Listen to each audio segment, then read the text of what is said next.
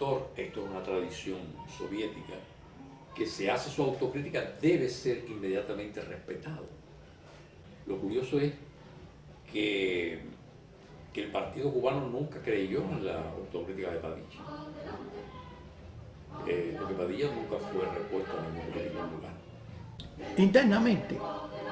Y eso no lo dije yo, lo dijo el Che en El socialismo y el hombre en Cuba. Hay quienes se dedican a ser alabarderos del pensamiento oficial para hacer política y carrera política. Se empieza a crear una emulación a ver quién es más duro. ¿Tú te das cuenta? Y el pensamiento lo concentra cada vez más. Padilla era un actor y una víctima. Él era una víctima que actuaba. Es decir, él era realmente un poeta. Y escribió algunos de los poemas más extraordinarios que se han escrito en la poesía cubana de ese periodo y sobre ese periodo. La poesía cubana no conoce un poema, un libro como Fuera del Juego. Y hacerlo el millón cada 17 días apretado. Pero con relación al 10.000 millón estamos como. ¿Cómo?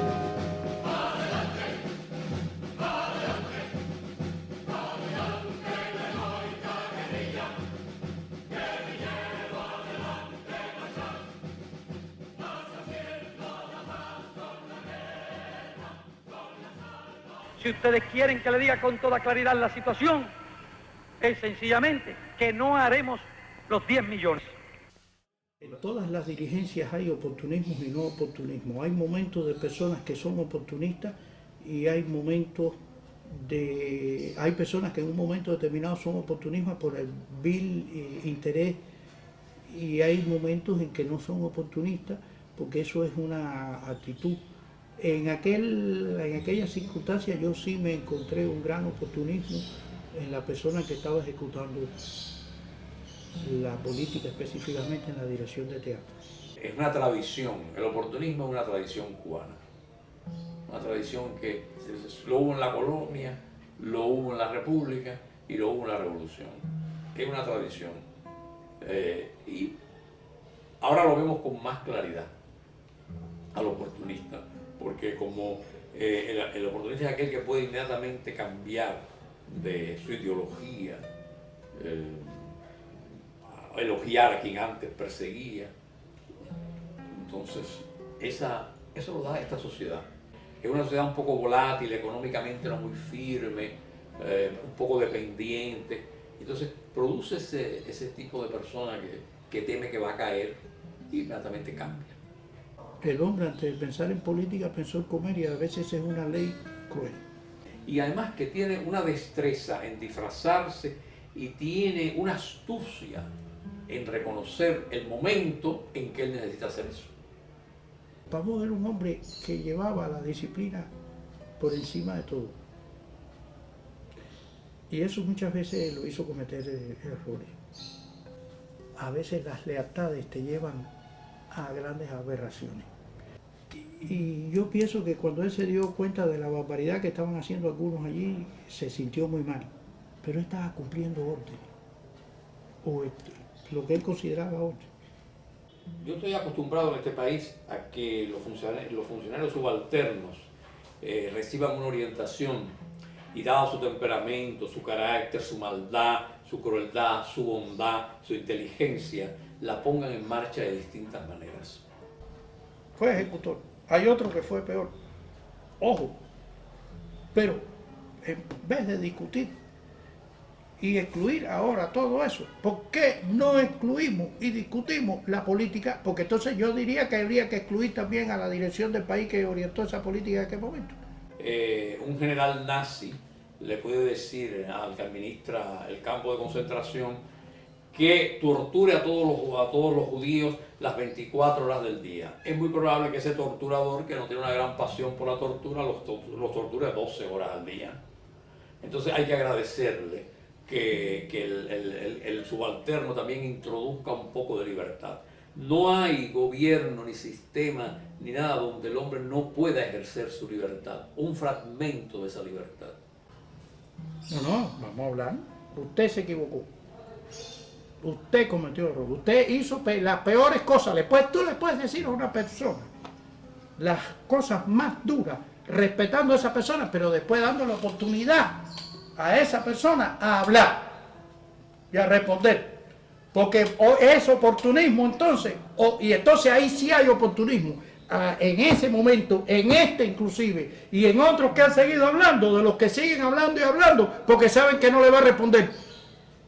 Yo creo que el hombre puede, y si Pavón lo hizo con tanta alevosía, es porque en su temperamento hay algo realmente enfermizo. ¿Y por qué no hablaron en aquel momento? ¿Y por qué algunos iban como pollitos mojados a las reuniones que citaba?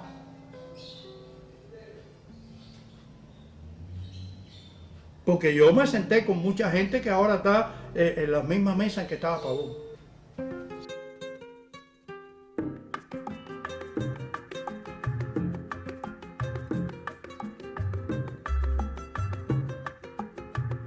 Aquí pensaban seguir ganando el... Todo empieza en el cierre que se da en el Congreso de Educación y Cultura, con documentos y discusiones.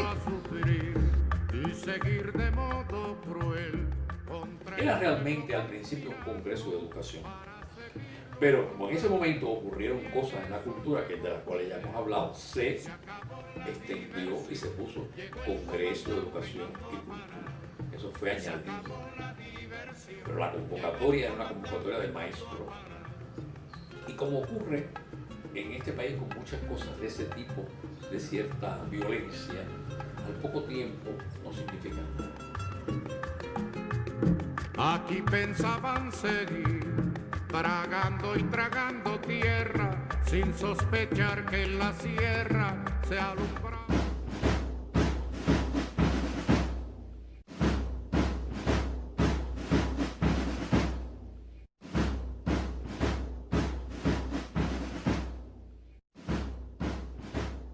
Y allí fui yo a la Biblioteca de Hernández, estuve 9 años, 11 años, no sé cuánto, trabajando en el sótano de la biblioteca, ¿no? Ese fue un proceso que llegó a todas partes. No hay estadística en el sentido que te pueda decir que en una parte más que... La estadística te dice que el grueso fue Teatro y Danza, porque por ahí empezó.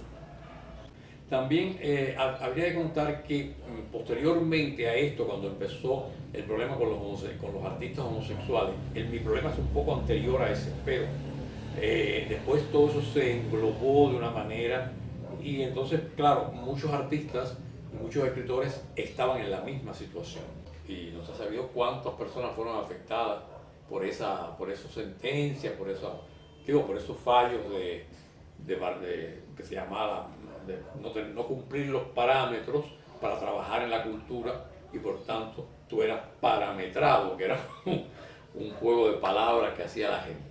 Mira, llegó un momento, en mi opinión, que la estaban haciendo hasta porque tú me caes más mal, ¿no? Por la forma en que la estaban aplicando los que la estaban aplicando, y otros la estaban tratando de aplicar estrictamente por el